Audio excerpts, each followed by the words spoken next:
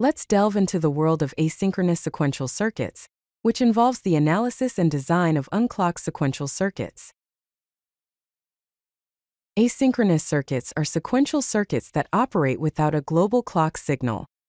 Instead, state changes occur in response to input changes only. This means that the circuit's operation is event-driven. No clock signal is required for their operation, and state changes are based on feedback. This results in a faster response time compared to synchronous circuits. Let's compare synchronous and asynchronous circuits. Synchronous circuits require a clock signal, operate at fixed time intervals, and exhibit predictable behavior. However, they tend to have higher power consumption. In contrast, asynchronous circuits do not need a clock signal, offering an event-driven response and faster operation, and typically have lower power usage. The basic structure of an asynchronous sequential circuit consists of combinational logic and a feedback path. The combinational logic comprises gates that process inputs producing outputs. The feedback path routes the output back to the input, creating memory within the circuit. Flow tables are essential for understanding asynchronous circuits. A stable state occurs when the next state is equal to the current state, indicating the circuit remains in equilibrium. Conversely, unstable states arise when the next state differs from the current state, leading to immediate transitions in the circuit. This table is shown with the current state, inputs, next state, and output values.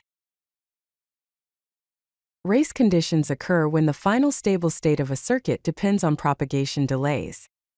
In a critical race, multiple possible outcomes exist due to these delays. Whereas, in a non-critical race, the final stable state remains independent of delays, ensuring the same outcome regardless of the transition path. Race conditions can lead to unpredictable behavior. Hazards in asynchronous circuits can cause unwanted behavior. There are three types of hazards. Firstly, a static hazard causes a momentary false output when an input changes. For example, the output glitches from 1 to 0 to 1. Secondly, a dynamic hazard results in multiple transitions before settling, such as a 0 to 1 to 0 to 1 transition instead of a direct 0 to 1 transition. Lastly, a function hazard occurs during state transitions and can lead to incorrect intermediate states. The analysis process involves several key steps. Firstly, identify feedback loops by tracing output to input connections. Secondly, write excitation functions to express the next state in terms of the inputs. Thirdly, construct a flow table to map all state transitions.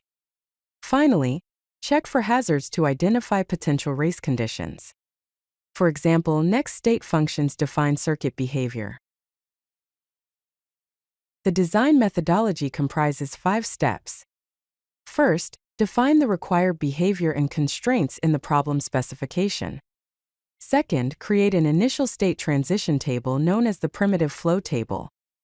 Third, minimize the number of states through state reduction. Fourth, assign binary codes to states via state assignment. Finally, implement the circuit with logic gates. When designing, it is crucial to ensure only one state variable changes at a time for race-free assignment, add redundant terms to prevent glitches through hazard elimination, and optimize for speed and performance by achieving minimal delay. In summary, asynchronous circuits offer event-driven operation with faster response times and do not require any clock. However, these circuits requires careful analysis of timing and stability, as there can be race conditions and hazards that affect their performance.